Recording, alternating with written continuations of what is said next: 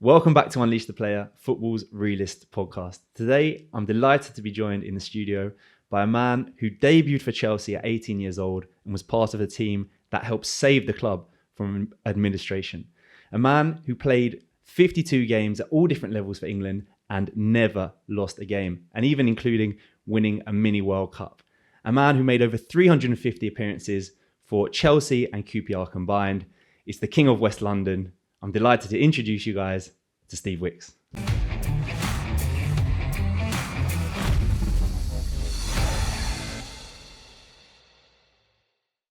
That's quite an introduction, Miles. It's nice to be here. Fantastic. How are you doing today, Steve? Yeah, very good. Very good. You know, watching two professionals set up a studio and very impressed.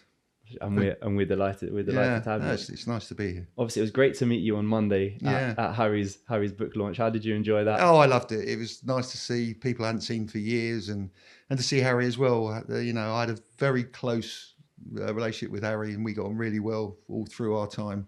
And it was lovely to see him and his wife. And I'm reading the book, and that's a good read as well. So the history of Chelsea is fantastic. Yeah, for sure. I've had a look at a few of the pages as well, and it's excellent. And of course, to meet Paul Trevelyan as well. Oh yeah, I mean, they're incredible. Some of those, drawings were incredible, weren't they? Yeah, for sure. Absolutely incredible. But no, it was a fantastic afternoon, and to see Chris Mears there as well. Yes. You know, I'm very fond of Chris. He's a good lad. Yeah, for sure. And his father was the chairman, the ex-chairman. Yeah, and he was during your time. Yes, and I can honestly say that he was the best chairman I ever worked for. Wow. He was just the most honest. You know, he admitted he'd made mistakes. There's certain things that he'd made mistakes, but you didn't have to say to him, "Oh, by the way, Mr. Bryan, could I have that in writing?" Because you knew his word was his bond, and he was passionately involved with the club as well. And it was very, very sad how it all went. But in terms of being a gentleman, there was no better chairman for me than because I had Bates and Nodes and Jim Gregory. Those three were a test. They're a big test, but Mr. Bryan was the best one I ever worked for. It's interesting that we start with the chairman. I wanted to ask you what makes an excellent chairman? What advice would you give to chairmen out there today? Well, I think you have to keep your distance. I don't like, I think I had it when I was coaching. A chairman would burst into the dressing room and start having a go because we've lost a game. I think the one thing I think is, as a chairman, you've got to set standards and you've got to have dignity and pride and behave in the right way. Yeah. But to be fair, you didn't see Jim Gregory ever in the dressing room. Bates occasionally would come in. Nodes would get involved quite a bit, but I think it's just trust, and I trusted Mr. Bryan an awful lot. To what extent would you agree, Steve, that it does start from the top down, and the performance that you see on the Saturday or the Tuesday night starts from it being well structured and organised? Yeah, but I think listen, I know people in this day and age get huge amounts of money, but I do feel sorry on a professional note for coaches, because their time is getting smaller and smaller and smaller and smaller to create something. And if you lose 4 or 5 games, you're out. You're under real pressure. Like Crystal Palace, they ended the season brilliantly last year. Yeah, they started slowly this year, and there's already talk about their manager being sacked. And you think, But having said that, they do get great compensation. But football, if you're involved in football, you've got a lot of personal pride as well, and that personal pride would take a battering if you got the sack. Yeah, that's for sure. Yes, that's for sure. Like you say, managers under more pressure than ever and expected to get results quickly. And if they don't, it's cutthroat out there, isn't it? It really is. But players of today, they're in a great position, aren't they? They can still get their 4 or 5 year contracts, but a manager, well, bang. But no, I think integrity. A chairman, if he runs a club with integrity, that starts from the top, goes down. Integrity, honesty, and just being prepared to give 100%. That's all you can do. That was the philosophy I had, was that you've got to look in a mirror after the game, look at yourself and say, did I give everything? And most of the time I could say I did. Yeah. Sometimes it was good enough, sometimes it wasn't. But the most important thing was that honesty. And I suppose that led to, the illustrious career that you went on to have. Well, yeah, as I said, you get out of football what you put into it. And if you train hard and you work with the right people, which is very important. Yeah. I had and worked with some great coaches, but the best one I ever worked with throughout my career by an absolute light year was Terry Venables. Yeah, a light year. This actually brings me on to our first kind of game that we like to play. So sorry to interrupt you there, and I want you to go into more depth, more detail on Terry. Just bring it back to yourself. I want to ask you, 5-a-side team, who were the best 5 players that you either played with, and I know you had a spell in management as well, or managed, and also to come back to Terry, who was the best manager, and to give him an assistant as well? Yeah, I would. Well, the first 5, I was very, very lucky. I played with some unbelievable players, and if I look back on my Chelsea days, Ray Wilkins was absolutely outstanding footballer. Wow. Great loss to him not being here, because not only was he a great footballer, he was an absolute gentleman and a fine human being. But I'd probably look and I'd say Stan Bowles. I was lucky enough to play with him at QPR, and what a player he was. And the most bizarre thing was that you'd go out, you get yourself ready, you do all your warm up, you do your mental thing, and you walk in the dressing room and the number 10 shirt's still hanging up, and it's like 20-3. And you're thinking, what's he doing? Well, we all knew what he was doing. He was watching the 2:45 hours. But he'd come running down, get changed in a second, no stretches, nothing. Go out and be the best player on the park. He was an unbelievable footballer. And then the other one who's a great player was Tony Curry. I had the pleasure to play with. Jerry Francis. Oh, yeah. But you got to have some defenders in there. Yes. John Gregory was another very, very good player. He could play defensive. And goalkeeper, the best goalkeeper I ever played with, John Burridge. I'd have it. Quite a character, he is the only person that has nagged me less than my wife. And he never stopped talking, but he was great. He was fantastic, and he was brave as a lion. Yeah. So I'd have him. If I had to have a striker of my time, I wouldn't look any further than Clive Allen. Clive Allen was the best finisher I've ever seen, and if ever anybody gets the opportunity to see the goal he scores at, I think it's at West Ham, it's just unbelievable, where he does about 4 pullbacks and turns and smashes it in. No, he was a great player, so I'd have Clive, or Simon Stainwell. Simon Stainwell wasn't bad either. So I was very fortunate to play with a lot of very, very exceptional players. Okay, I think we've gone slightly over the 5, but yeah. So, I think that was more like 7, but yeah. So my manager, I think I've given it away already. I think my manager would be Terry Venables by, as I said, light year. And then why Terry by such a light year? What was so incredible about him? It's when you hear, when you believe like that, and when Terry passed away, and they were talking to the England players that had played with him, and they were saying everything I would say. The fact that his man management, he'd always look after you. He'd never hang you out to dry. He'd always back you. Yeah. But tactically, people say one of the in sayings in football is the high press. We did that at QPR all those years ago. We played with a high press and we pushed up. And everyone thought we were playing offside, but we weren't. We were just pushing up as a team and doing a high press. And he had 23 free kicks, and he used to walk. And you'd walk past him in the training ground. He'd say number 15, and you had to tell him what number 15 was, and he'd be testing it. Yeah. And he was also one of those coaches that did reminder sessions going back. So he'd coach you something new. 3 days, 4 days later, he'd go back we go over that again. So it was in your brain, and just way before his time. And I think, we all look at Gareth Southgate and think how unlucky he was. Well, Terry was very unlucky in the semi-finals in the Euros as well, where we were far the better team against Germany, and we deserved to win that game. So there's a story of England at the moment, isn't it, being unlucky, but it's a shame he never won it, because that would have done him justice.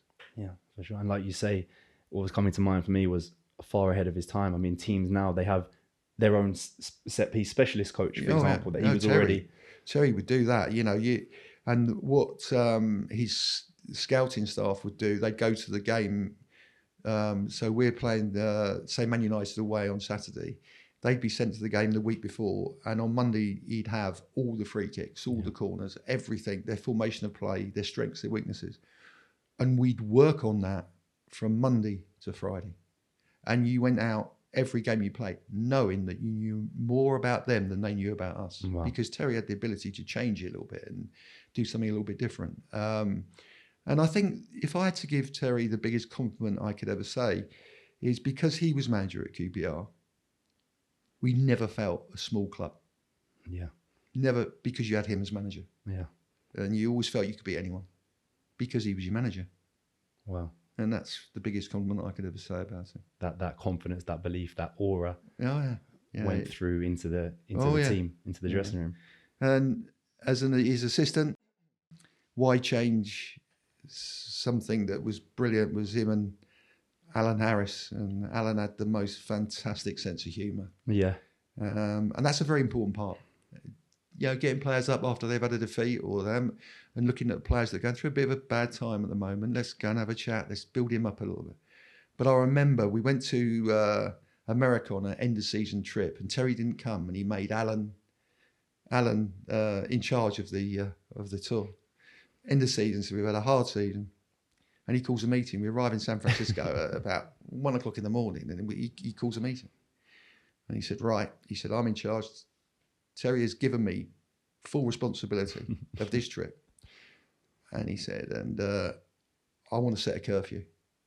And everyone's gone, end of season trip. He's going to, yeah. He said, anyone in before 4:30, I'm going to fine a week's wages. Brilliant. Sense of humour. But the other one, from another perspective, was Ron Stewart at Chelsea, who was with Eddie McCready. And Eddie was very inexperienced at that level. And I don't think people outside of Chelsea, unless you were there, could see the influence Ron had. He was just so solid, rock solid as a human being and as a person. And his standards were extremely high. And he was massive behind that promotion to the back to the first division. Yeah, sure. You mentioned before about the importance of using humour and also building a player up, and obviously that ties in with the work I've been telling you about what I do. Now, how valuable is that? How important is that? And how kind of overlooked is that? The ability of a coach or someone from within, the environment to, if a player's had a difficult game, which the player will know he's had a difficult game, to build that. You can kid people, but you can't kid yourselves. And when you've had a bad game. And as I said, when you look in the mirror to clean your teeth on a Saturday night, the one person you can't cheat is yourself. But I do believe that being a part of a team, yes, it's important at management level, but it's also important at player level.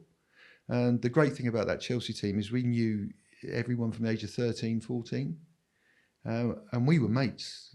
And if anyone was having a bad time, everyone would help him and say to him, just go, you're the best, you know it. Yeah. Come on, you'll be fine. And just little words were so important when you consider, I think, our average age of our team.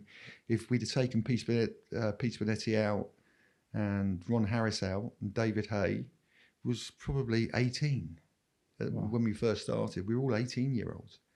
And, it's confidence is a very important thing.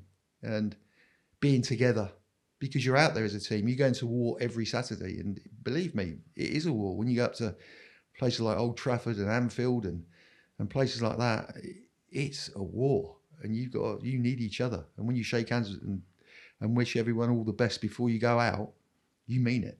Yeah. And it's a fantastic environment. But you have to be. Everyone's got together and really be a team. Why has that changed now? Or have you noticed that change? Because I would say a lot of players, it's a blame, looking after oneself first and foremost, making sure I don't get the blame. Yes. Why was that different back then as compared with now? And have you noticed that there's a change now? Well, when I re-signed for Chelsea, I noticed it now. I think football's become a very selfish industry, and I really do. I think it's look after number one because it's so cutthroat. I think players have that sort of thing in their heads where it's all about them. But I when you consider the wages that were there, we were all on the same wage, so there was no difference about money. So you didn't, he's earning that more than me, or we were all around about the same wage. So that's a big plus from, to get a team spirit. Yeah. But I think nowadays, I think and also it might be that a team has 3 English people, 4 French people, 3 Spanish people. Yeah. So that togetherness is probably harder to get together when cultural differences. Yes, I suppose. Yes, cultural differences. But no, I listen. Financially, it wasn't the best time, but in terms of being a part of a team, it was great times. Yeah, it was great times, and I'll never forget it. And when I did my coaching, it was all about togetherness, and it was all about, together we can win. Yeah, because you can't do it with individuals, and you got to be great as a team. Yeah, for sure.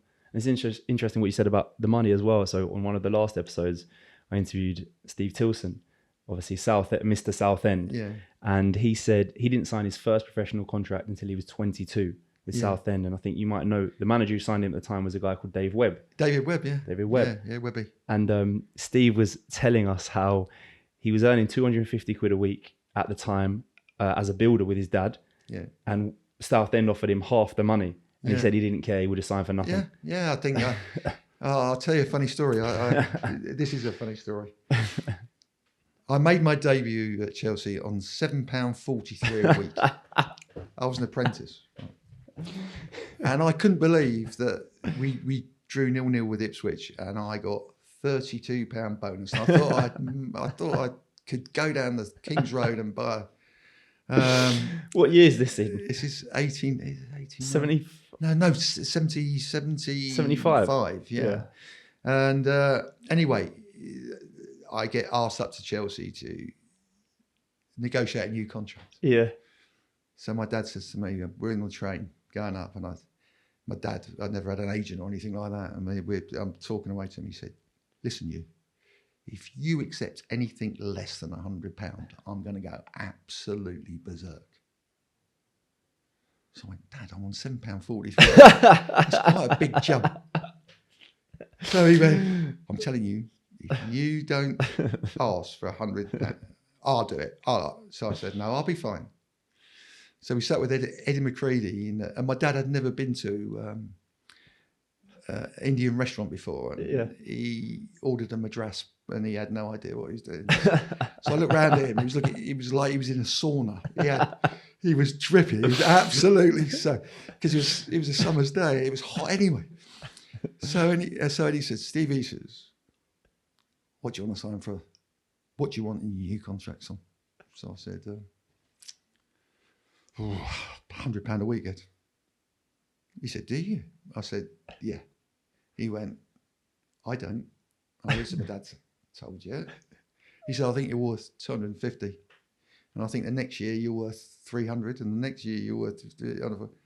So I looked at my dad and said, make the most of that curry, you're sacked.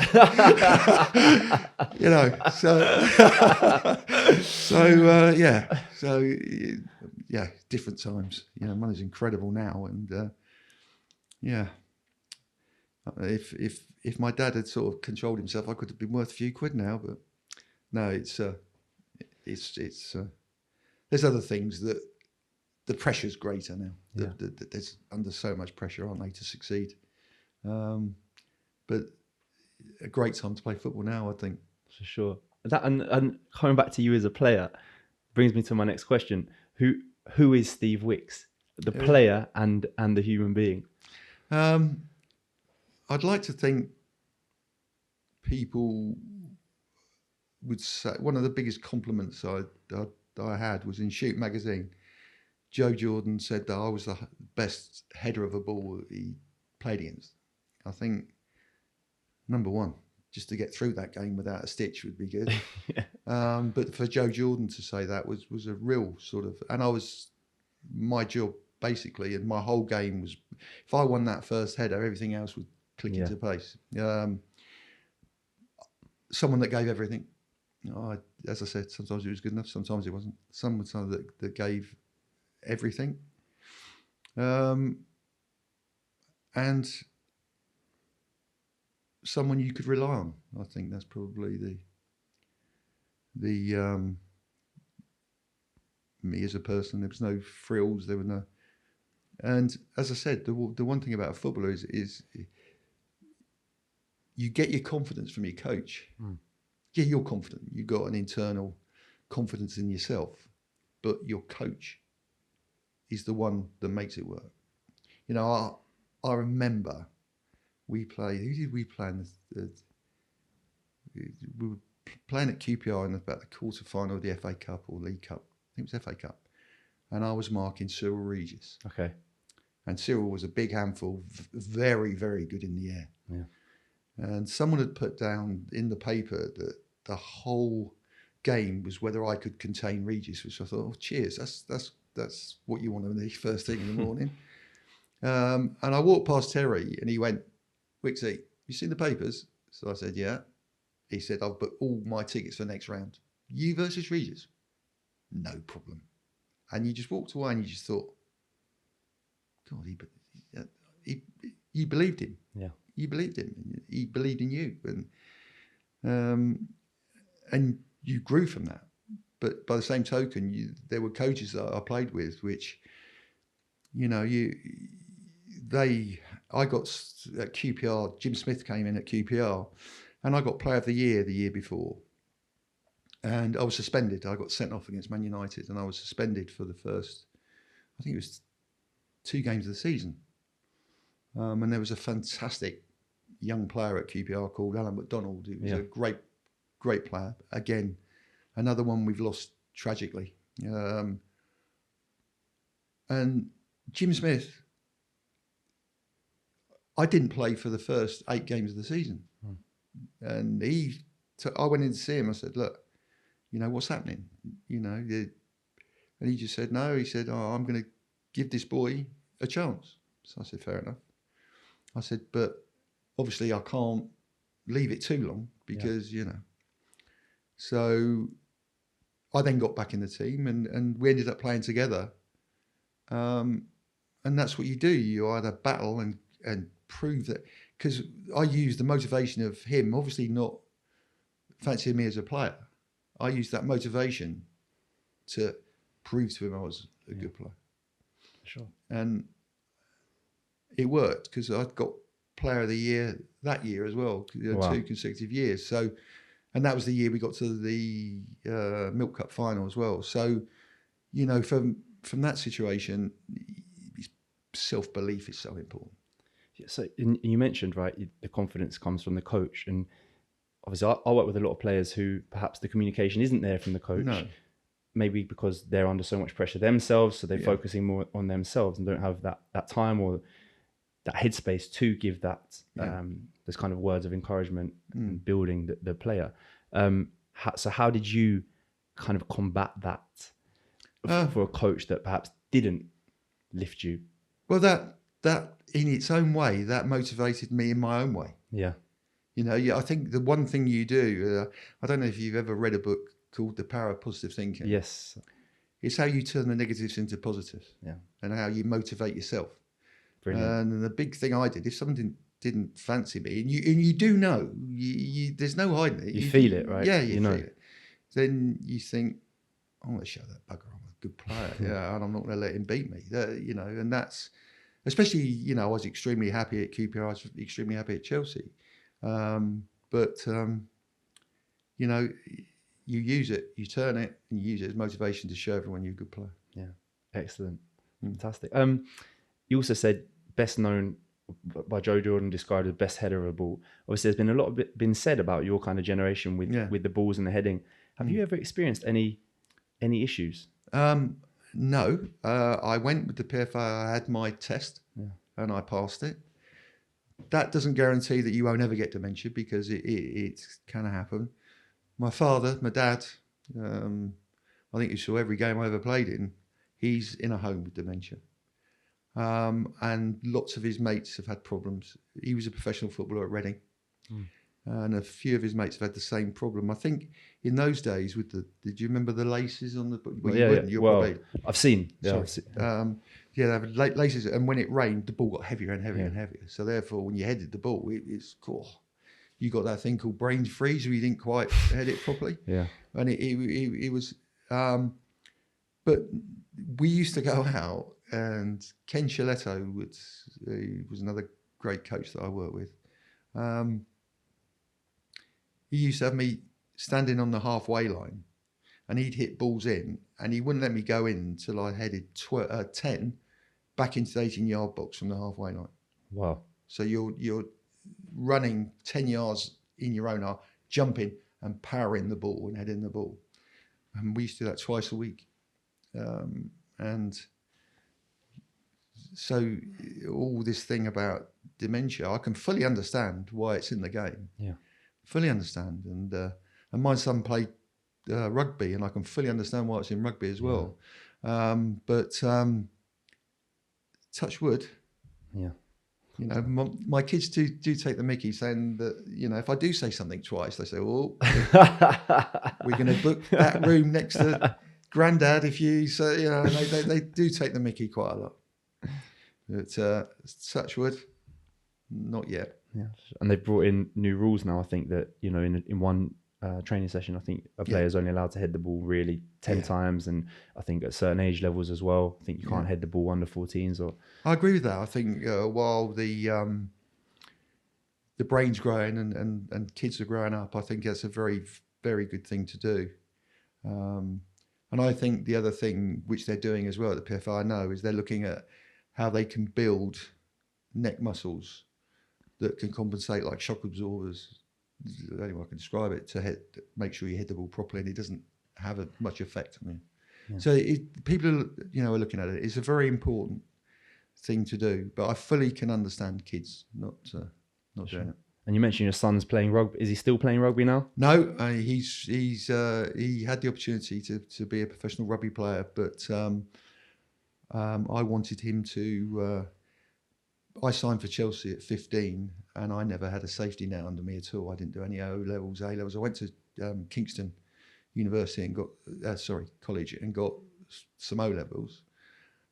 But I think rugby is a more dangerous sport than football, and he played fly half, so he got targeted all over the place. And I wanted him to have a safety net under him, so that if anything did go wrong, his education would and his degrees would be important. But no, he's got a very good job now and doing really well for himself. So I'm pleased. Because you do feel a bit guilty when you make decisions like that. But it was for his best. Yeah, for sure. And of course, that's from experience. That reminds me a bit. So my dad obviously has been in the game, and him and my mum made sure I stayed in full-time education until I was 18. Yes. And then went on to kind of pursue Absolutely. But the great thing about that is, you know, I remember, and I'm sure you do, Miles, it's a very sort of, you know, when you're an apprentice at a football club, or you're a schoolboy at a football club, and there's 46 players, and they've got 16 places for, you know, a YTS, or in my day it was an apprentice, to offer you a contract. And those days being under pressure, like, you know, and knowing full well that if you don't make it, not only you're on the scrap heap football wise, you're on the scrap heap life wise, because you haven't got any qualifications. And I wouldn't wish that on anyone. You know, when I joined Chelsea, I was probably in Wimbledon terms, 12th seed, because there were so many talented players there. Sure. Johnny Sparrow, Ray Wilkins, fantastic players. Teddy Maybank, Clive Walker, you name it, they were there. So the hardest thing was to look forward and say, are they going to offer me a professional contract? And that was the biggest one. And it happened. A lot of hard work later it happened, but it is a bit hairy when you know that, am I going to do it? Am I not going to do it? That your whole life could change. And of course, your situation came with a lot of pressure on a young 18-year-old, not just yourself, but all the boys. Yeah, it was all the boys. It was bizarre. Eddie McCready was made manager. We came into training first day of pre-season, and we went to the apprentices' dressing rooms, and there was no kit. And we said to Norman Medhurst, who was the physio, Norman, where's our kit? You're in the first team dressing room. We went, what? You're in the first team. And Eddie McCready walked in and said, boys, I'm going to back you. I think we've got a great group of players here. We're sink or swim. All the real superstars who were great, fantastic. They're my favourite team at that time. Ozzy and Hutch and Huddy and, Johnny Hollins, David Webb, fantastic team, Charlie Cook. They'd all gone and it was up to us. And what added to the pressure was Brian Mears came in the day before and said, boys, I don't want to put pressure on you, but I think you should know the situation. Is if we don't get promotion in 2 years, this club could go bust. We've got so many debts. And I think that year, first year, we finished 6th and had a good end to the season. And then the following year, we won promotion, which was fantastic. Incredible. With an average age, I think you mentioned before, of 18 or 19. Well, if you'd by those, then we were probably, the average age would probably be 19, 20. But we had Ron Harris, who was a very important part of the squad and one of my favourite people I've ever had the pleasure to meet. Peter Minetti, who was there, and he was another one. He was a fantastic person and player, and he always knew who was going through a bit of a bad time. He'd always put his arm around them, give them a cuddle and say, I know you'll get through this because I know you're good enough. And just Peter Minetti saying that to you was the biggest. And I remember David Hay was very similar as well. We were very blessed to have good pros who looked after you. But also Ray at 18 showed maturity well beyond his years. He'd always, if he thought someone was having a hard time and needed a bit of a boost, he'd always be there for you. Sounds like you had a support. wonderful support. Do you know what? It was, I remember when we played Liverpool in the third round of the FA Cup, and at that time, Liverpool, it was our first year back in the first division. And I think there was 61,000 people there. But we had injury problems. So Ray Wilkins was unfit, Mickey Droy was unfit, Kenny Swain was unfit. And I think we were 16-1 at home to win the tie. That's how, as I said, Liverpool, European champions. Great side, experienced side. And that day we went out, we beat them 4-2. And we played unbelievably. And the sad thing in hindsight is you look and think, God, if Chelsea had some money to put the right experienced players with those young players, that could have been some side. But unfortunately, the following year, Barclays Bank put Chelsea under severe pressure and they started selling us. And all the debt was paid off with the sales of all the players, that the likes of Gary Stanley, Kenny Swain, Ray Wilkins, Ray Lewington, Teddy Maybank, myself. I said Gary Stanley, didn't I? Yeah, Gary Stanley. Yeah, we were all sold because Chelsea had to pay the debt because the interest was building so quickly, and it was heartbreaking. I remember, I signed for Derby, and I was a bit late because there was snow and everything. I was driving up to Derby. I used to get a nosebleed north of Watford, thinking, God, what? And the baseball ground wasn't the most, beautiful ground in the middle of all those houses. And you think, dearie me. So But being an hour and a half late, I think Tommy Dock had probably a bottle of champagne too many, and I had these list of questions that you need to ask, and you want to be professional, so you're right. So my first question was, I suppose you're trying to do here, boss, what you did at Manchester United. And he said, I hope not, Stevie. He said, the physio's wife here is diabolical. Because you remember he got the sack because he had an affair with the... Oh, my God. He answered the question. I'm thinking, what? What? You're trying to be as professional. Yeah, I was trying to be professional. Possible.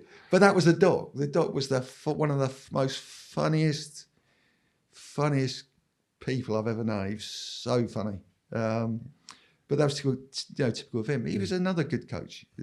Tommy Dock was great. He was hard, but good, fair. Different style, but still excellent result. I was going to say to you, you mentioned before the word heartbreaking about the breaking up of that Chelsea team, I suppose, because I think you mentioned before you were together from 12, 13 years old. Yes, we went through everything together, and we went through a lot of success together.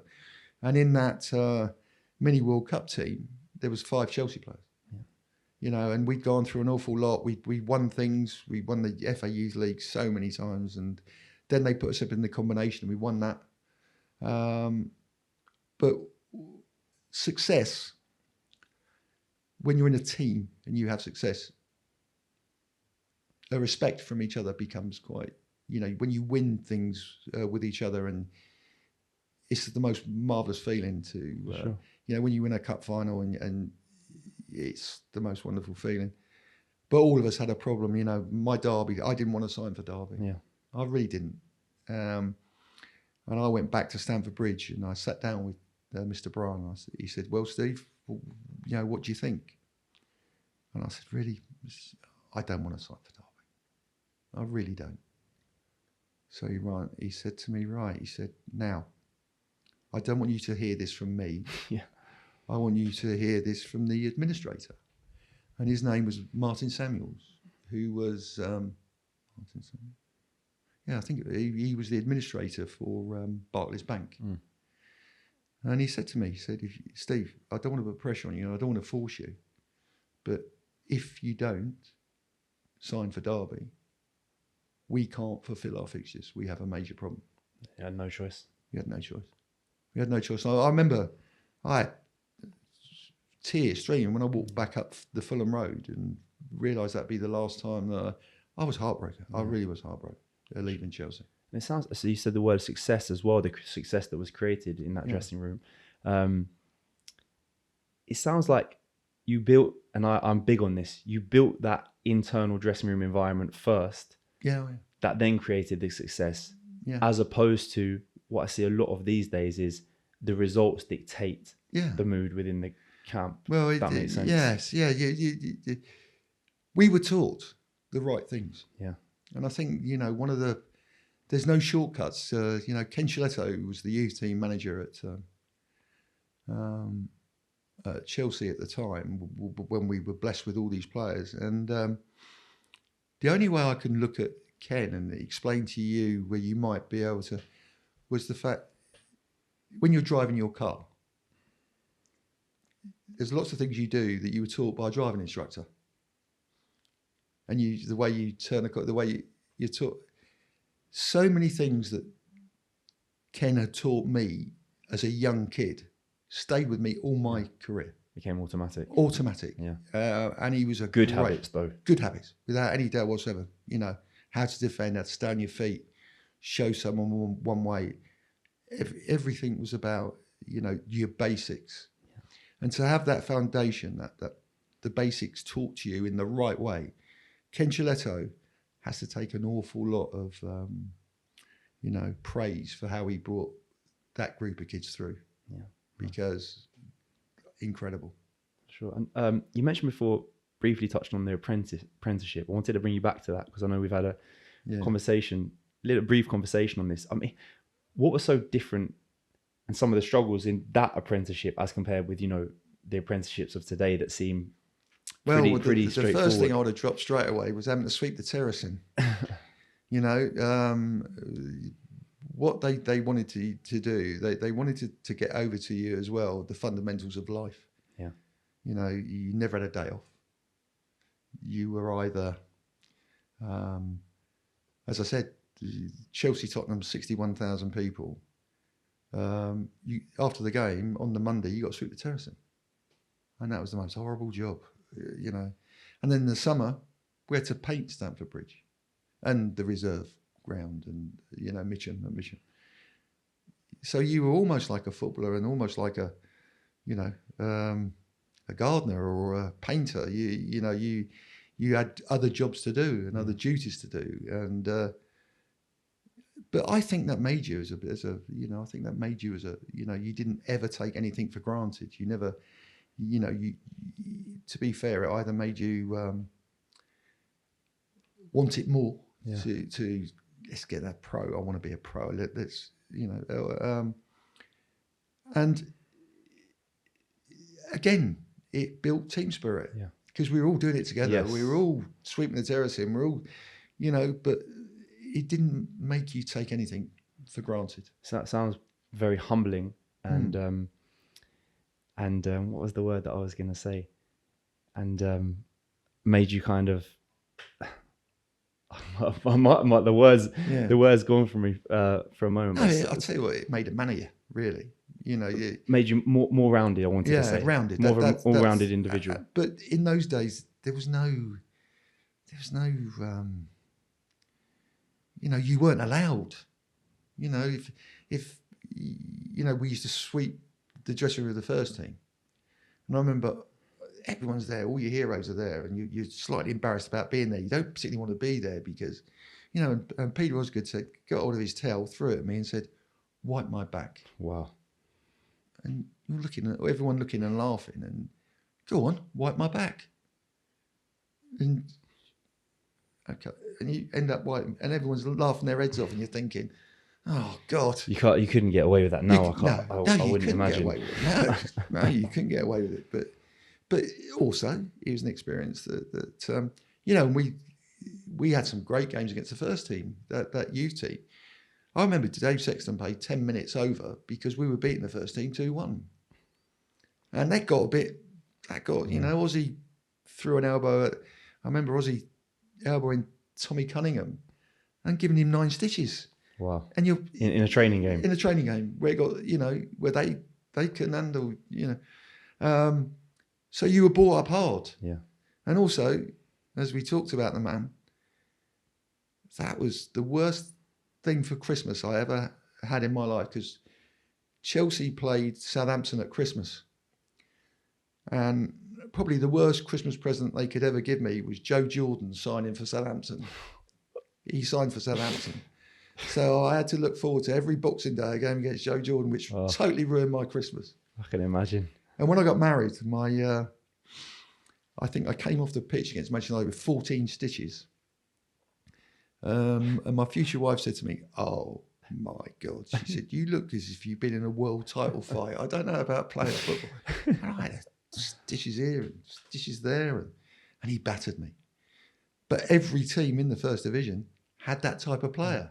Andy Gray, Peter With, they're all those type of players where you had to have that physical battle. That sounds like that was just normal in those days. It was normal. It was very, very normal. And I suppose that made me as a man and made me as a centre back, having to deal with those. And I learned very quickly that when you play against someone like Joe Jordan, don't wind him up. Yeah. Just compete. Keep your gob shut. Just compete and try and win the battle. And jump with your elbows up. Well, what Joe used to do, he used to go behind you. So and the ball's being kicked up, and all he's got to do really is make you miss it. And he'd run from behind you, come by the side of you, and that was his movement. It was like that, and he smack you in the jaw, in the face. So you either dealt with it, or there was no place to. You know, you would never be a footballer if you didn't deal with it, because every team played that way. Sure, and you certainly did. You certainly did deal with it. And Steve, I asked you to bring some memorabilia. I mean, we've got some pictures of horses up on the wall for the minute. And you mentioned that your kids have got most of your stuff. Yeah. If you did have the opportunity or choice to bring something and have it on the wall here, what would what would you say would probably be the memorabilia or the thing that you're most kind of proud of, or 2 or 3 things that you're most proud of from your career? I would say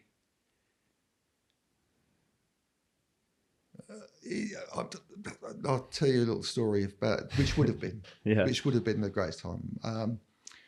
My mum went to every single game I played in, and she was 52, and she was diagnosed with terminal cancer. Sorry for that. And what was really sad from my point of view was the fact that, as I said, she went to every single game.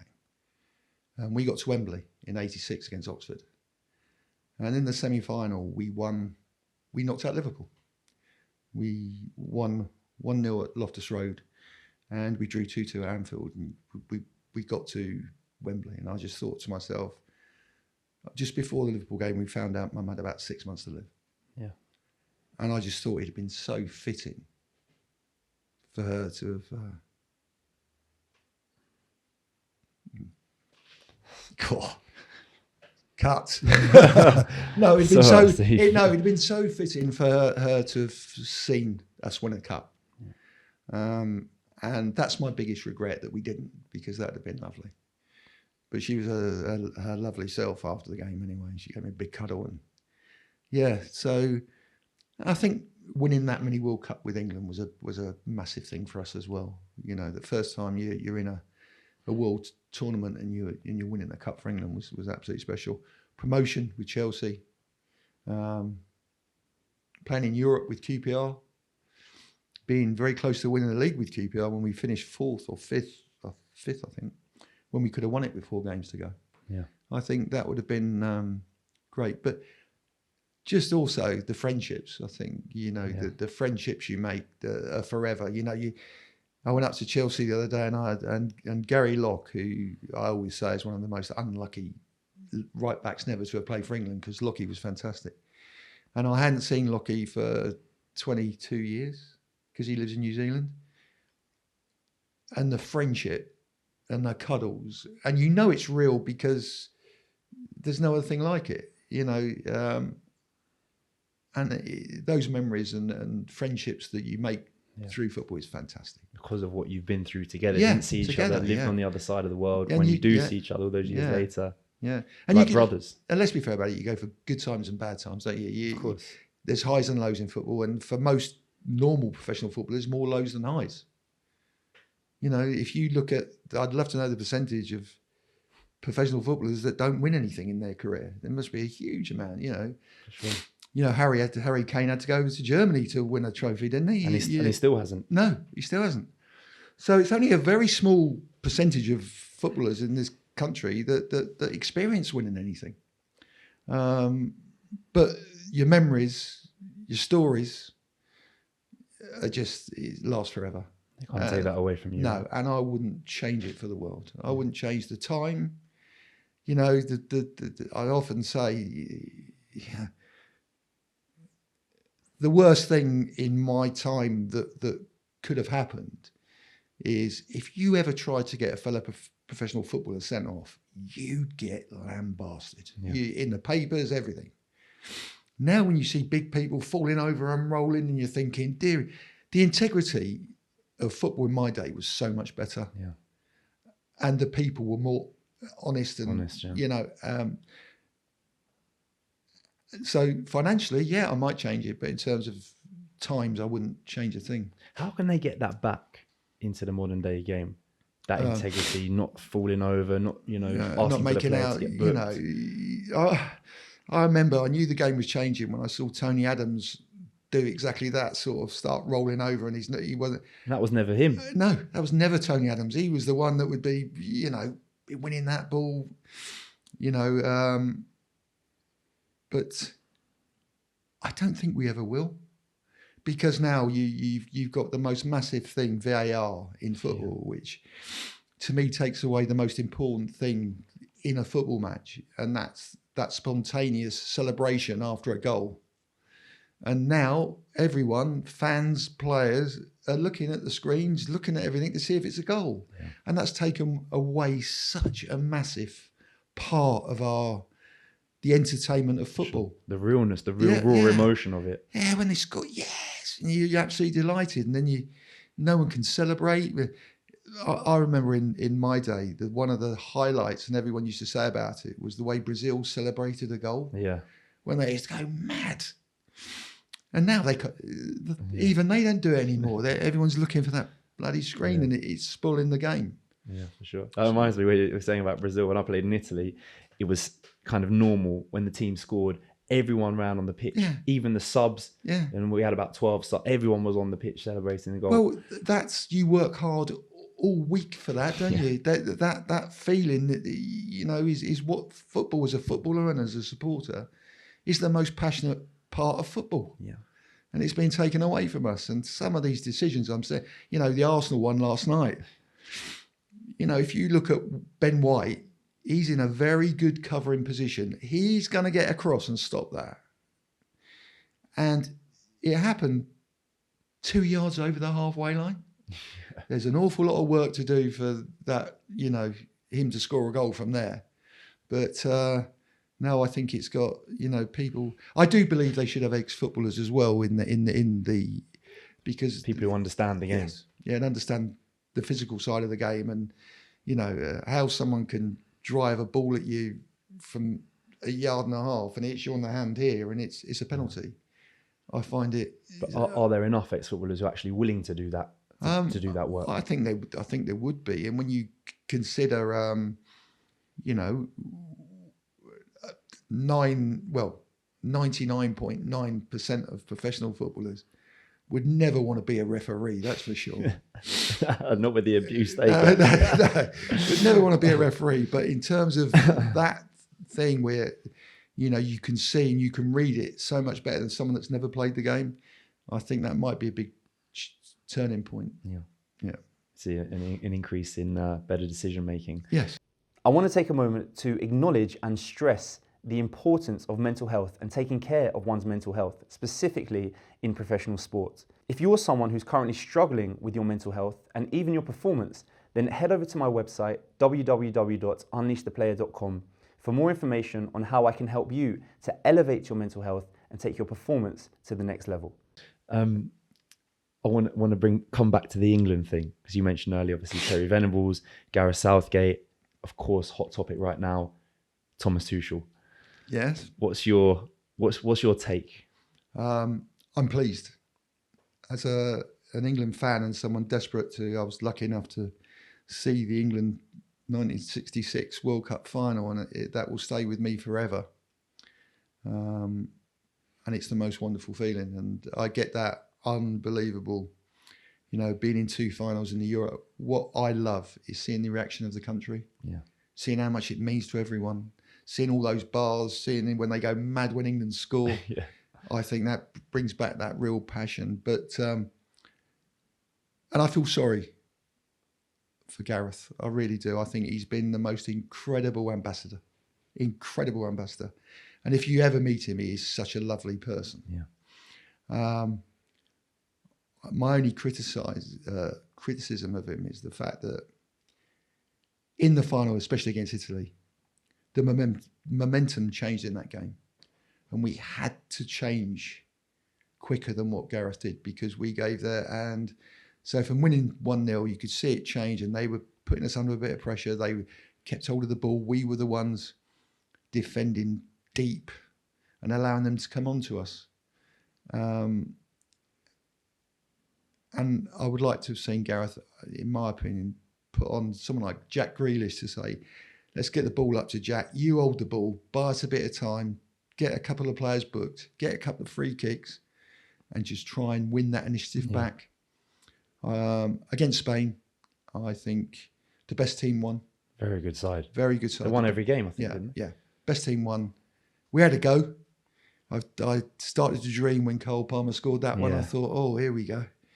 But I when I saw Lee Carsley, and I wondered what it was all about from the moment I saw him putting cones out on the training pitch and doing bibs, and your England manager, and then there was a debacle about not singing the national anthem, And I didn't think he was right for the job. Yeah. So therefore, I'm pleased with Thomas. I think he's won things. For sure. He's got to control. He does throw a paddy now and again. He does throw a paddy. And he's got to control that outburst in front of the press, because they're not easy to handle. And he's got to do a lot of learning. But he seems to me to be, listen, of all the people around, the one person I would have liked would have been Pep. Wow. With Pep. And I wouldn't have minded either. But Pep, I think, would have been, because when you think about it, since he's been in football in this country, he has changed football. Oh, yeah. And what makes me laugh is people want to sign who I call Pep disciples, who are people that worked as his number two, worked at his number, been involved in the Pep way. And the Pep's way of playing is a very intricate, very difficult way of playing football. And people chairman haven't sussed yet that Pep's doing very, very, very well because he's got world-class players. Of course. And you get people like Southampton playing that way who haven't got and we had Burnley last year playing that way. Giving goals away. And giving goals away left, right and centre. And you've got to learn it's not that easy. It's not that easy. But, sure. But can Thomas Tuchel lead England to the World Cup? I think the World Cup is going to be extremely difficult. I think there's always a South American team that's going to be good, Argentina or Brazil, I would think. Germany look to be on the mend a little bit. Spain are going to be there, or thereabouts.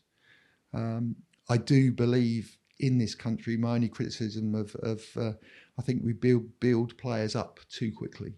And then hammer them down. Oh, yeah. But if I hear another 21-year-old, 22-year-old is a world-class player, because I was brought up in the likes of Clive, Pele. So what is, for you, who is a world-class player and why? What does it take to be a world-class player? Well, Terry said to me once, he thought a world-class player was all about 60% ability and 40% mentality. So you deal with the pressure at the top, you deal with things, a world-class player is the player that will score the winning goal in a World Cup because he embraces the fact that he's playing in a World Cup final. I understood totally about the 40% mentality that's to really fulfill your potential, you've got to have belief. And as I said, Bobby Moore, there's people in certain positions that are world class, and obviously a centre back isn't seen like Maradona or Messi or Ronaldo, who are world class players. And I think pace is a very, very important thing as well within being a world class footballer. Although Bobby didn't have a view, but his brain was way ahead of everyone else. Gordon Banks, to me, was the greatest goalkeeper I've ever seen in my life. I think, but I said to my son the other day, England won the World Cup. We went back in 1966, and he said to me, "How many world-class players did England have in that team?" And I said, "Well, world-class players, in my view, would be the goalkeeper, Bobby Moore, the left-back Ray Wilson was really rated all over the world, Bobby Charlton, without doubt, and the other one I said didn't even play because he was Who injured. was that? Jimmy Greaves. Of course. And you look back at that England team, and it was a fantastic England team, and it had a mixture of everybody.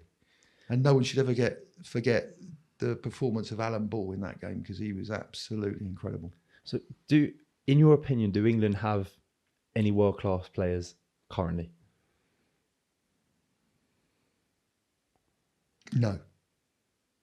I think there's a few of them that have potential to become world-class players. Harry, people might have a go at me about Harry Kane. He's a world-class player.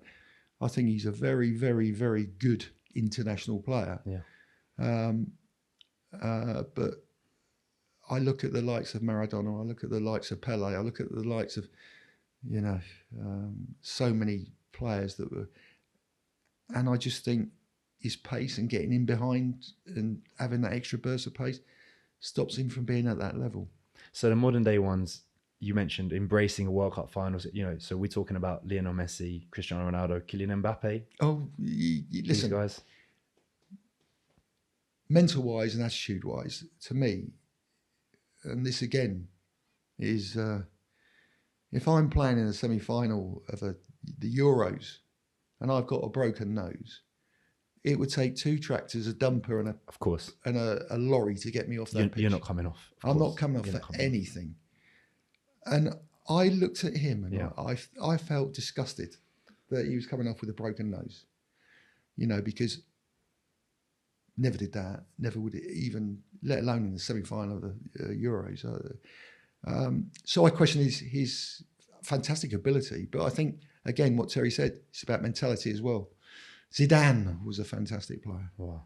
What a player he was. But then he lost it. He lost his mental thing. He got sent off, didn't he? But Jorginho, Revellino, Gerson, you can go through all these great players. And maybe players do look better in my time. You look back and you're romancing, aren't you? Eusebio was an unbelievable footballer. But I just think we don't do young players any justice by building them up too quickly. And for them to think they're a world-class player. I think to be a world-class player, you've got to earn the right. And I don't think you earn that right at 21, 22. Yeah. You earn the right when you're 27, 28, 29. Years of consistency. I know you're a Chelsea man, but Henry? Oh, class, yeah. World class. Class, yeah. Yeah, world class. I still remember that Man United goal where he flicked it up. And also, that Arsenal team should never forget Vieira. Yeah. What a player he was. Yeah. And I used to love the Roy Keane and Vieira. Oh, wow, yeah. If that you don't really see that too much now. If it went on, you get GBH, you get banned for about 6 months. I said to Ron Harris the other day, I said, I bet you're glad you're not playing more. I said, you only play about 2 games a season. He'd get sent off every game, wouldn't he? And it sounds like Joe Jordan with the elbows would be getting sent off every game. Oh, destroy his career. I'll tell you. He'd be in Parkhurst or Wandsworth by now. Oh my God. And Steve, obviously, staying with England for a moment. So can you tell us a bit about the mini World Cup victory that you enjoyed? Yeah, it was fantastic. Mind you, we did fancy our chances because our midfield was Wilkins, Robson and Hoddle. Wow. That was our midfield. But what does that mean, a mini World Cup? It's a World Cup, but played at under 18. Okay, right. Under 18. And it was just incredible. And to play with players like that, and John Middleton, he was the goalkeeper, he was a great goalkeeper. You had the likes of Paul Fisher, Marcel. Up front, we had Tommy Langley, Keith Birchin, who played for it. It was a fantastic team. And Peter Barnes played for Man City. Glenn will be upset not to be in your 5-a-side team. I know. I just thought about that. But I was thinking. Or your 10-a-side team. But I'll tell you something. When we played on the plastic pitch at QPR, usually the ball would hit the pitch and go on for a goal kick if anyone tried to hit a through ball. And evidently, Glenn came because QPR used to allow them to train on the pitch before the game on the Saturday, on the Friday afternoon. And I can honestly say Glenn was the only person I know, and trust me when I say this, I'm not laughing, he put backspin on his passes. And instead of bouncing and going through, they'd bounce up. And it causes massive problems. But then you look at the man's ability on how on earth does he do that? He was incredible. And Terry once said to me, and we were talking, and he said, if I was England manager, he said, don't get me wrong, Bryan Robson is a fantastic, fantastic player. But I build my England team around Glenn Hoddle. Wow. And he had a little saying, Terry, he used to say that lots of midfield players can carry a piano. Only a very few can play the piano. Yeah. And Glenn was one of those. Yeah. What a player. Incredible guy. Great player. Yeah. I actually spent a little bit of time at the Glenn Hoddle Academy when they were doing sessions at St George's Park, I think, and Lillishall. Really? And learned a lot from Glenn and from Graham Ricks as well. Yeah. I think that the footballer's ego couldn't take it when he was manager of England and he was doing things and he could do it better than them. I think he took a bit of stick for that, But if you got it, flaunt it, and he certainly had it. For sure. Yeah. Bit of a quick fire round, Steve. Best friend in football? My best friend in football, I had loads and loads, but I think your best friend is the one you share rooms with the most. And I shared rooms with Terry Venables for years at QPR. Excellent. And he was a great lad, and we had a very good defensive partnership between the two of us. And I said to Terry, I'll tell you a funny story. I was in Tampa, and we were playing Argentina. And Terry used to always want to stamp his hardness with people in the first 10 seconds, 5 seconds, whenever had the chance. So I phoned him up to wish him all the best. I said, and by the way, Fen, do me a favour. Don't go stupid at the start, because you might need one with Maradona. Yeah. So be careful. Don't get booked early. 5 seconds he got booked. 5 seconds into the game against Argentina, he got booked from the kickoff. And of course, when you see the goal where Maradona goes past him, he can't touch him. You can't touch him. And we had a laugh after. He said, "You're a right wicker." I said, "Yeah, you got to stop that thing. Put pressure on yourself." That's like, have you heard that Jose Mourinho story where where he's at Inter Milan and Balotelli has been booked, and it was the only striker available to him. So he said, "Mario, second half, no tackling, only come alive when we have the ball. Don't do anything. Don't touch anyone. No tackling, nothing." First minute of the second half, second yellow card, red card. But he wasn't pleased. He was not pleased at all. I bet he wasn't pleased. Jose,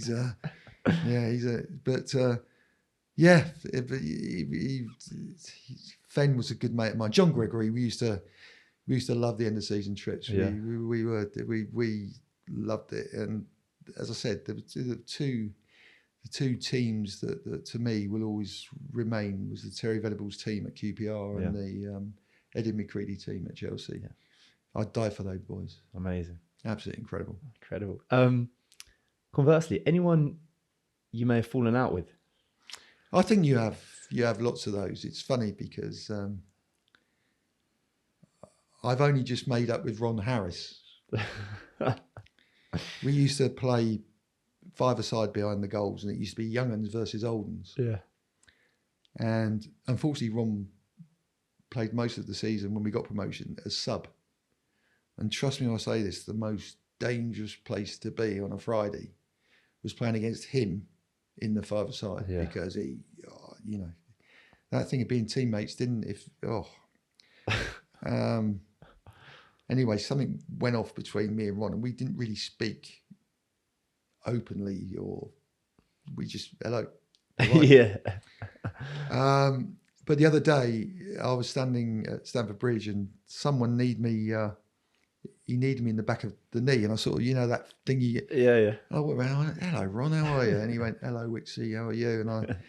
And and he said to me, he said, "I've had some bad news lately." I said, "What's happened?" He said, "My wife died 2 weeks ago." Oh no. And Lee was lovely. She was a lovely lady, absolutely top lady. And we ended up having a cuddle. And beautiful. It was lovely because, listen, you can't play for Chelsea in that time and not respect Ron Harris. Yeah.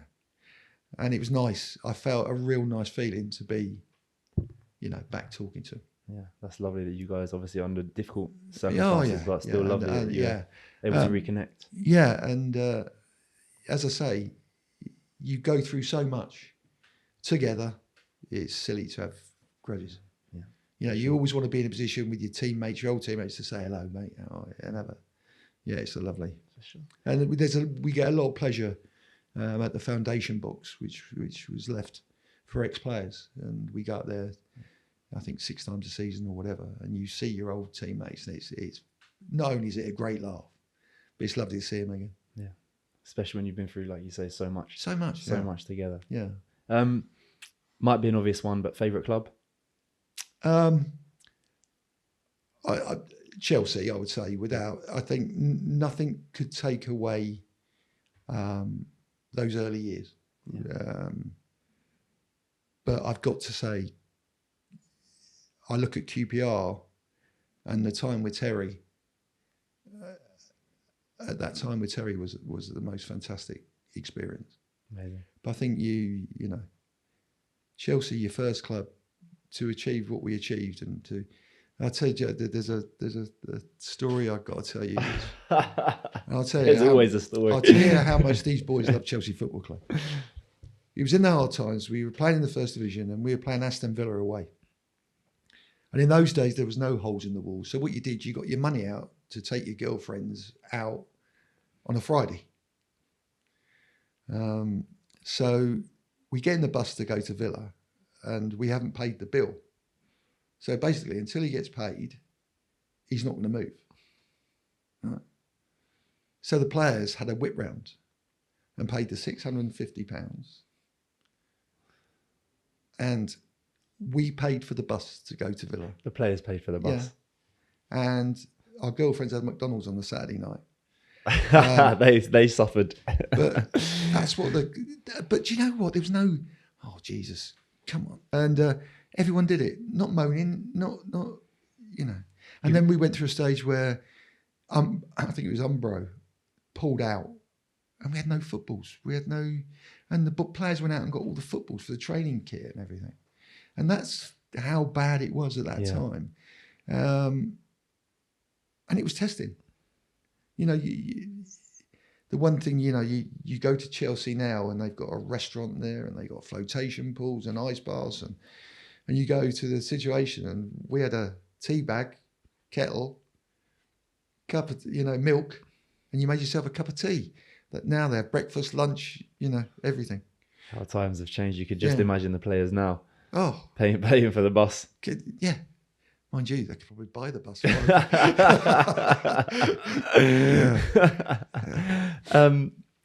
Favorite manager, Terry Venables? Yeah. If I put it in, Terry Venables, Ken Chiletto was very dear to me. My youth team coach taught me everything. Eddie McCready, Tommy Dodd. Yes. Favorite stadium? Anfield away. Wow. I don't think in all the world there's an atmosphere like Anfield. And what made it better in my time, and I'll never forget it, was you walked out to Anfield, and the cop was like, the only way I can describe it, it was like a sea. Yeah. Where it sort of came in waves and it was moving, and when they sing "You'll Never Walk Alone," that to me is the most incredible. What's the feeling that goes through your body? A little bit of fear, because it's very intimidating. Very intimidating. You know, you almost think, God, what are we doing here? It is incredible. But as I said to, you know, I've got a little friend of mine, Lewis, who isn't in an academy, and he's just been picked to have an England schoolboy trial. He plays for a men's team here, and someone's seen him play. And I said to him, he phoned me up to ask me some advice, and I said, the best advice I can ever say to you is two things: embrace it. Yeah. Don't be scared of it. Don't be scared of it. Look at it and say, right, I'm going to show you how good I am. This is my chance. And the other one is to walk off that pitch not saying two words you should ever say as a professional footballer: if only. Yeah. If only. So I gave him that advice, and I hope he does really well tomorrow. The ironic thing is the trial's at Chelsea. So, yeah, good sign. Excellent advice. That if only, it's don't wait. Do it now. You know, you want to take that shot. You want to try and dribble past someone. Yeah, but do it. You know, I think those if only, if you can't say it. Did you have any if only moments? Yeah, I'm sure I did. But you learn from it, and you I think a lot of satisfaction of being a professional footballer is when you say play at Anfield and you don't bottle it. Yeah. And you haven't bottled it, and you've had a good game. Yeah. Old Trafford's another one. You used to go there, but there was lots of them where the one thing you mustn't do is bottle anything. Yeah. You go, you believe in yourself, and as I said, that's the key to it. You know, confidence is key for you to play with and show your ability.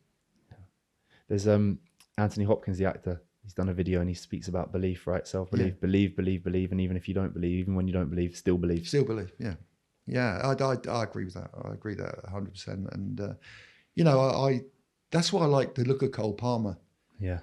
I think the boy just moves, plays as if he totally believes in himself. Yeah. And give me the ball, I'll do it. You know, I think he's an incredibly gifted young player who might become a world-class player. But going in the right direction. Yeah. But he seems to me he's got this incredible belief. Yeah, for sure. We'll speak again when he's 27, 28. Yeah. We'll have another conversation. Yeah. Favorite game that you've played in or managed? I think the one of the played in was definitely the semi-final of the League Cup at Anfield. Yeah. Because, you know, it was funny because you're waiting for the draw and you got 4 clubs and, we get Liverpool and you think, oh, God. But we were playing quite well at that time and we beat them 1-0, as I said, at Loftus Road, and then went up to Anfield, and everyone had written us off. You got no, and we drew 2-2, and it was the most brilliant performance, and we played really well because again they were European champions at that time,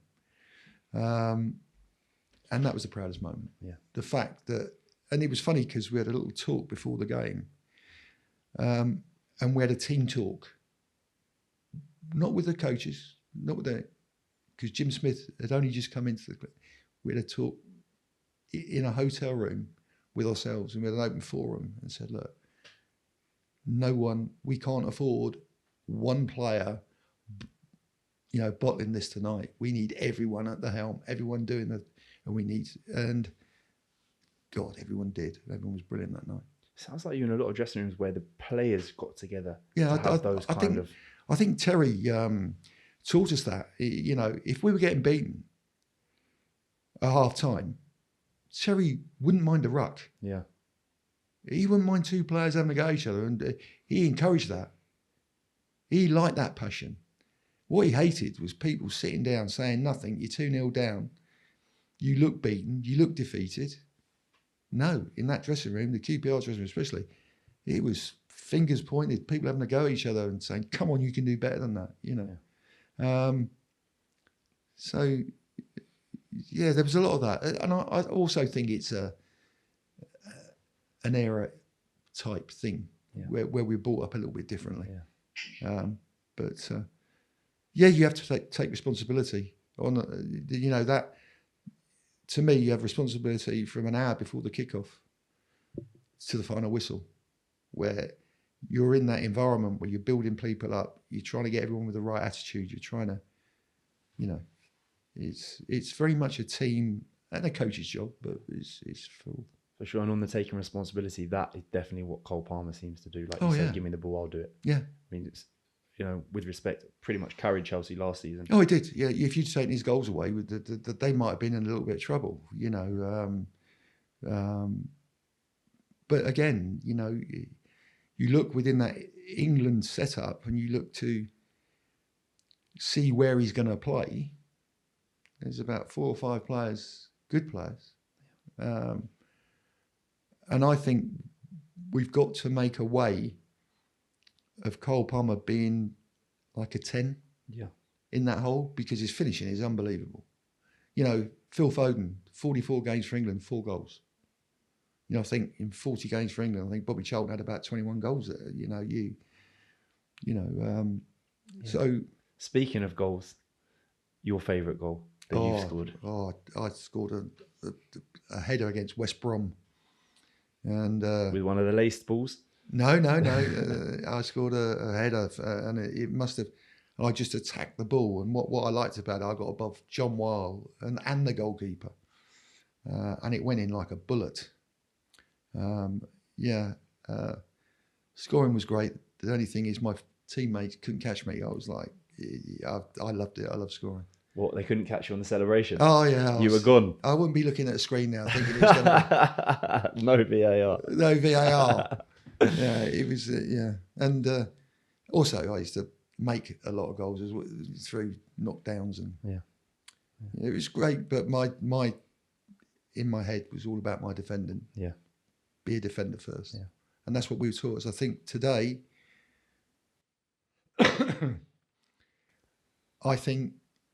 there's lots of defenders that want to wiggle their bums and pass the ball sideways without defending properly. And I think it's about, this thing that everyone's got to be a great footballer, and footballer in the true sense of the word. And sometimes I do get a little bit bored with 25 passes across the back and back to the goalkeeper and back. And I think there was a prime example, wasn't there? Do you remember in the Euros where England, they've just scored the equaliser. We've got a throw in halfway inside the Spanish half, and Carl Walker throws it back to someone who puts it back to John Stones, I think it was, who then knocks the ball back to the goalkeeper. And you're thinking, we're halfway now off. We've just scored. They're panicking a little bit. Let's get the ball in the box. Let's just see if we can put them under a bit of pressure. And they kicked the ball. They won possession. I don't think we got it back from them then. And I just think that, there's possession and there's possession. And, I think some of these things where you see a goalkeeper play a straight ball into a midfield player coming back, Terry would turn in his grave because he always built his whole philosophy on playing balls on angles. Yeah. So people are on the half turn.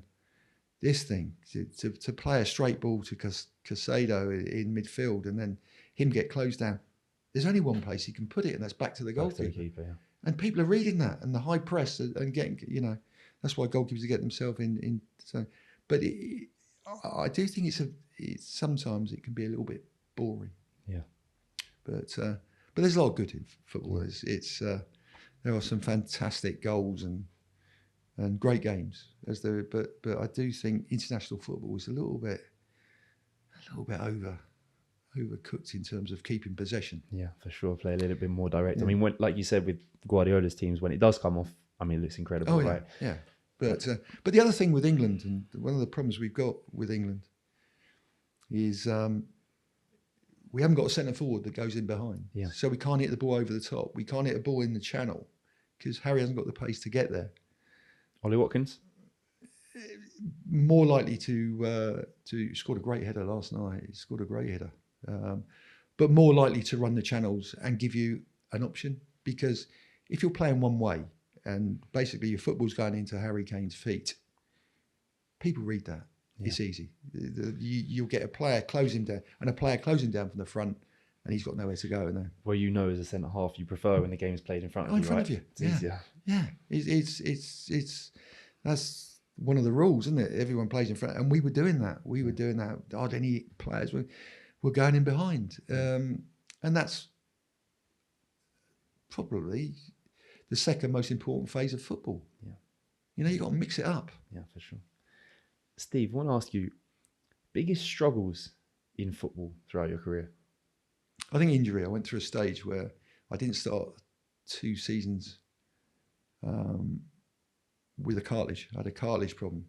But I got back from them, and then what happened was probably again the lack of knowledge on the physio side. I just re-signed for Chelsea, and we went to Bangor, and there were these massive hills, and Ernie Wally said, pick one who's your weight. So I picked one who was heavier than me. That was Eddie Nizwicki, the big goalkeeper. And we had to piggyback these guys up this hill.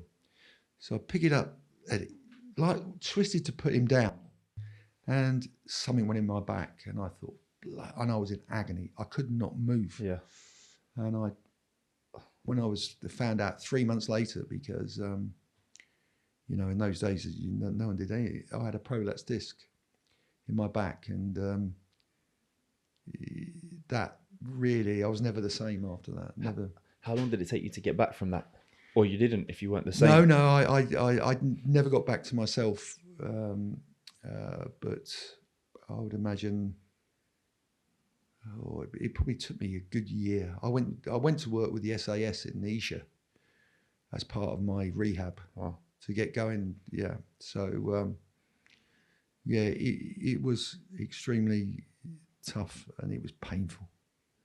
And the other one that I pay for at the moment is that if it's rained all night and it's damp, when I had a broken toe and it was Thursday and I hadn't trained all week and I had a flip-flop on one foot and a trainer on another foot, couldn't get a boot on, couldn't get it. And Eddie McCready came up to me and said, "Do you want to play on Saturday, big un?" So I said, "Well, what with the flip-flop?" And I said, I can't even think of play.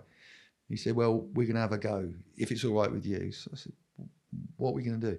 He said, "Be at Stamford Bridge tomorrow at 11:45. That was Friday. Mickey Droy did a hamstring in training, so he's coming to me. And this is what you had to deal with in my day. Was, the people would say, "Do you want to play tomorrow?" Of course I want to play, but listen, hear me out. So anyway, I went down, they put the old x-rays on screens like that, and he went, gold in my foot, Eddie Franklin, who was went like that. He went, "I went nearly hit the cell." I said, "Yeah, that's it." He went, "Great." So he marked it with a pen. And he got a cortisone injection. Didn't even numb it, just put it straight into my toe. I couldn't believe it. 12:30, I had the boots on, I was kicking, I didn't feel a thing. God, this is great. Played the game, I think we won 2-0. 9:30 that night. Oh my God. Bloody, I am in absolute... I'm laying on my front, on my bed, with an ice bucket full of ice and water, with my foot in there trying to numb it, because I am in absolute... I did that for 6 weeks to the end of the season. Everything before a game. And it got worse and worse and worse. Oh, it was... And you're surprised that you're still paying for that now? Well, I can tell you if it's been raining, because my toe... Yeah. Any regrets with that one? No. Well, I played 6 more games, and no. I think there was a very subservient sort of view on how to help your club. If there's anything you could do, the one thing players never did in those days was put yourself forward. That's the... If ever they were asked to do something, 9 times out of 10 they do it. Yeah.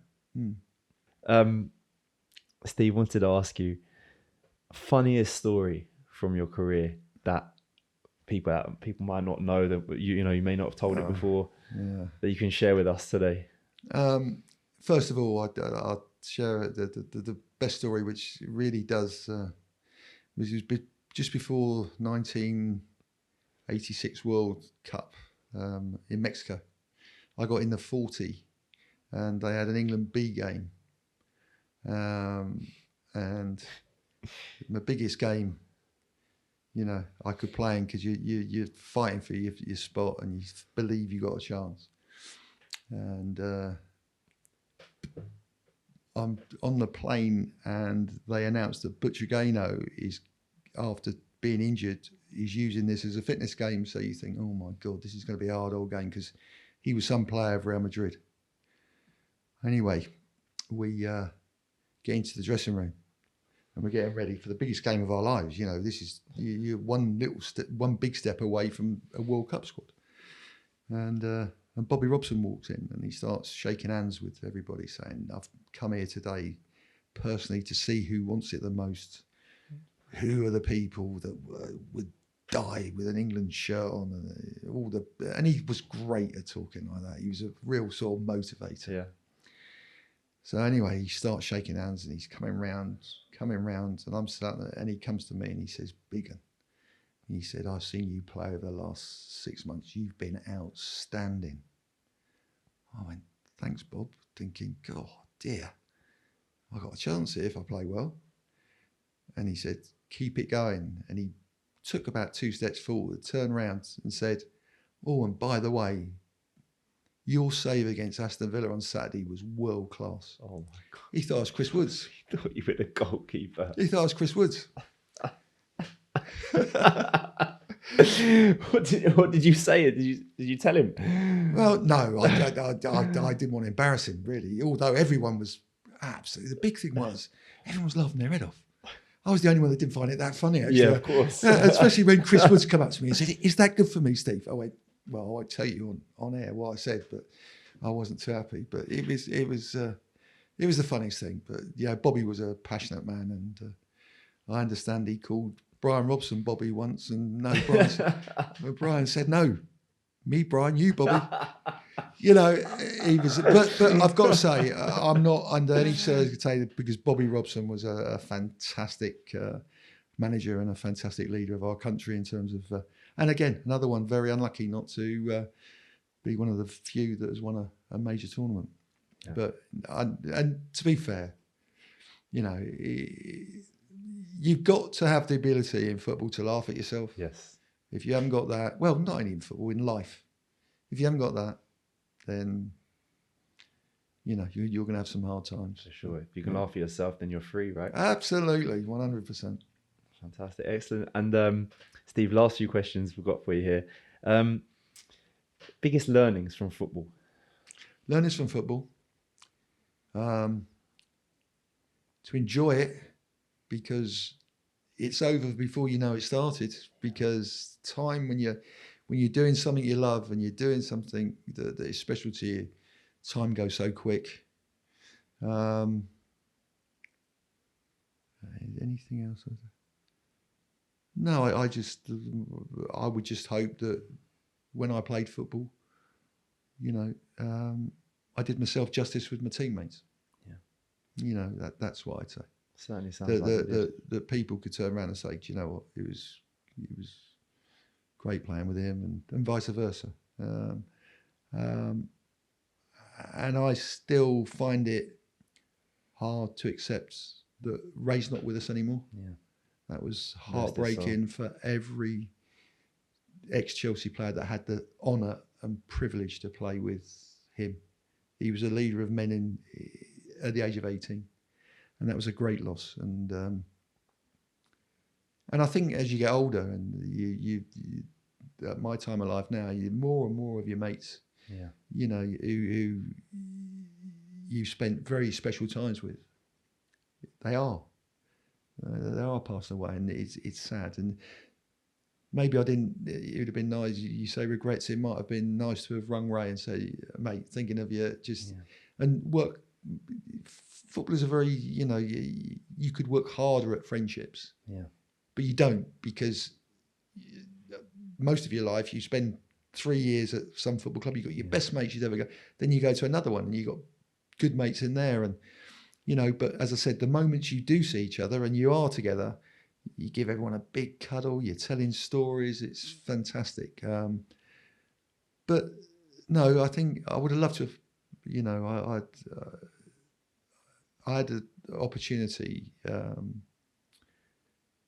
go with Terry to Barcelona, but it wasn't Barcelona. It was what they did. They signed us for their second team with a view to play us, and two of us were offered that, but we refused to take it because we wanted to have our own careers, and we didn't think going and playing for. I'm trying to think of the team. It's a proper team in the Spanish league, but. Yeah, but Terry wanted us to do that, but both of us said no. Would I have done that? I don't know. Who knows Who knows what would have? Yeah, but no, I didn't want to ever say if only. So I just gave everything, and I got out of it. The fact that I'm talking to you now, you know, speaking about these things, which mean the world.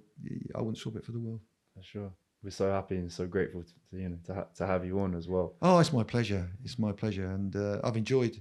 You know, there's nothing better than you know, reminiscing about special times and special people.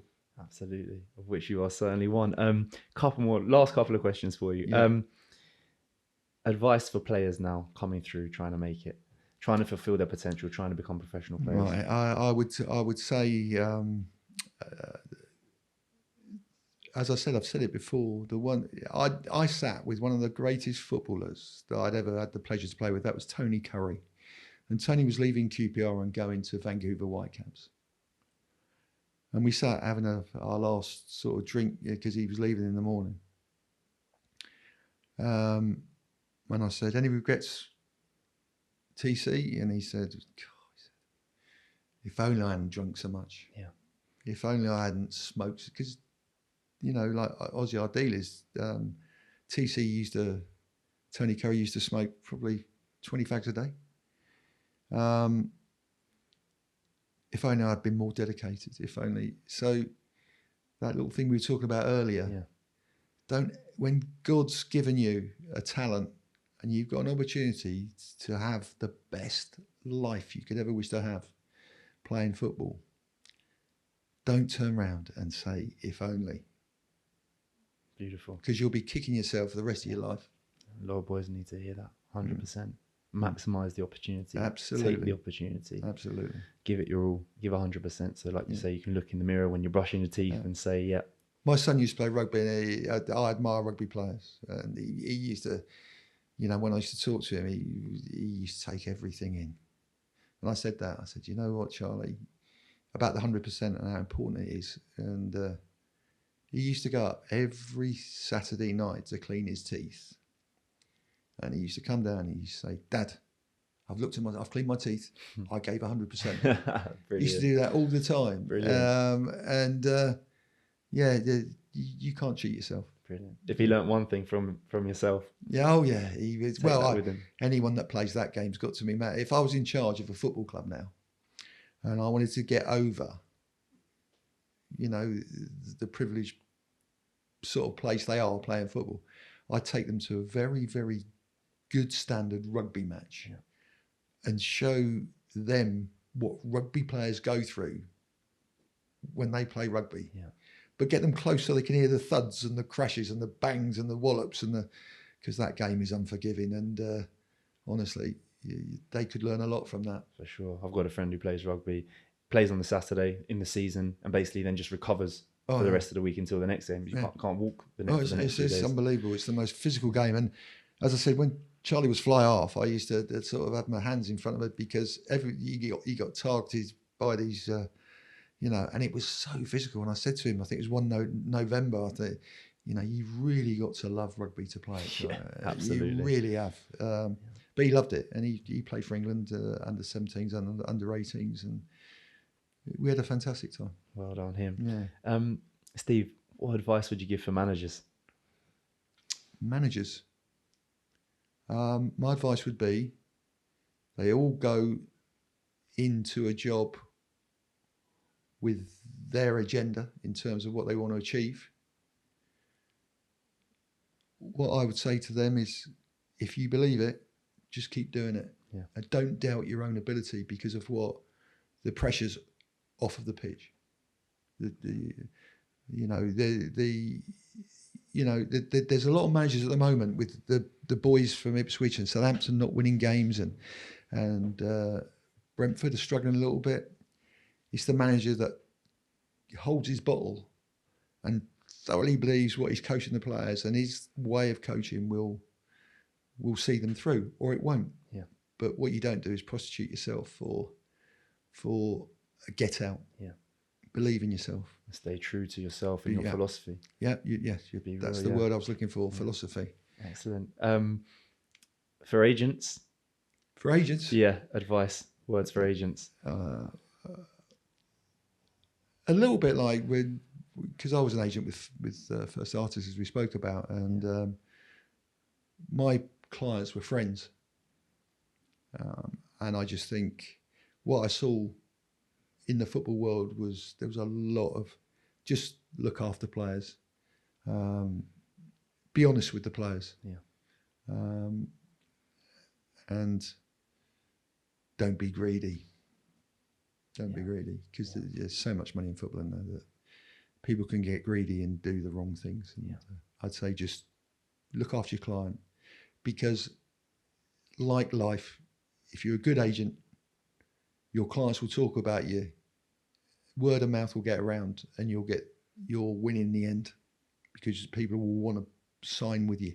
Absolutely. I think that's the same with everything in life, right? As a human being. For the families of the players. What guidance can you give them? For the families of the players, I watched the David Beckham documentary, and there's things that they could learn that they mustn't do as a wife. And I think a good wife and a good family is very, very important to a professional footballer. I think what he leaves in the morning and goes home to at night is the solace. You find the solace to get out of that pressure cooker and enjoy life. And I think a good wife is so important. Wow. And it's like anything, talk about things.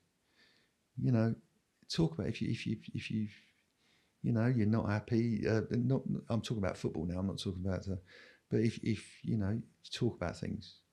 Yeah. Don't keep it in. Communicate. Because your wife should be your soulmate and your best friend. So, and it's not a sign of weakness. Yeah. It's beautiful. I think people need to hear that, right? Yeah. For the fans.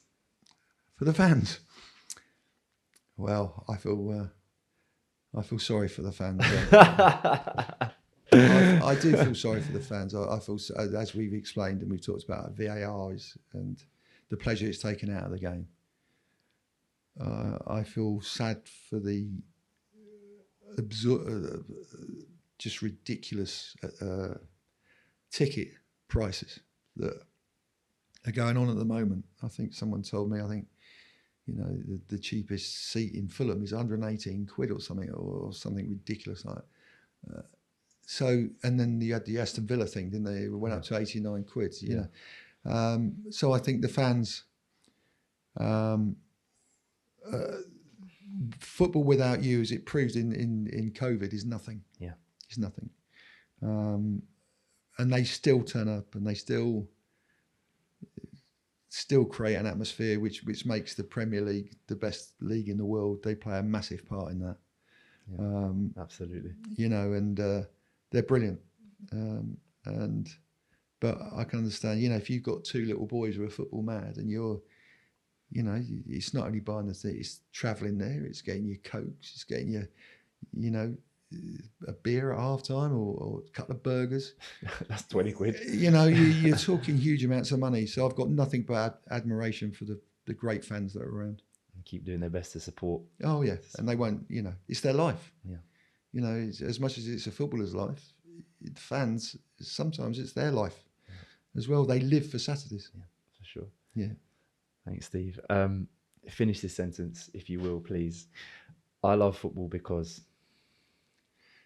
I love football because of the people you meet within that sport and the relationships you get within that sport. And again, what we just talked about, to see your fans and you win a game and you go over to your fans and you see the pleasure you've given those people, that makes it all worthwhile. Amazing. That's what makes it all worthwhile. Amazing. Powerful. And finally, who would you next like to see on the podcast? Who would I next like to see? Right, let's have a... I would like to see John Gregory, because John has gone through a lot, and he's still got a sense of humour, and he's still a super bloke, and but he's gone through an awful lot, and I like to hear him because he's a very funny man. Fantastic. Very funny man and a good bloke. Well, hopefully with your help. Yeah, we'll try and do that. Might be able to get John on. Yeah, because he's gone through a lot, John. Yeah. Well, Steve, obviously that brings us to the end, unfortunately, but I just want to say thank you so much. No, I've really enjoyed it. It's been brilliant to relive some very special moments, apart from the Bobby Robson one. But, special thing. So just to clarify, you're not a goalkeeper, right? No, I'm not. I know. No, I'm not a goalkeeper. I haven't even given away a penalty by tipping the ball over a bar in my life, let alone. But no, the great people. I've had the pleasure of playing for great clubs, meeting great people, and I'll be forever grateful. Sure. And so it's lovely meeting you, Miles. Thank you, Steve. And William over there. He's brilliant.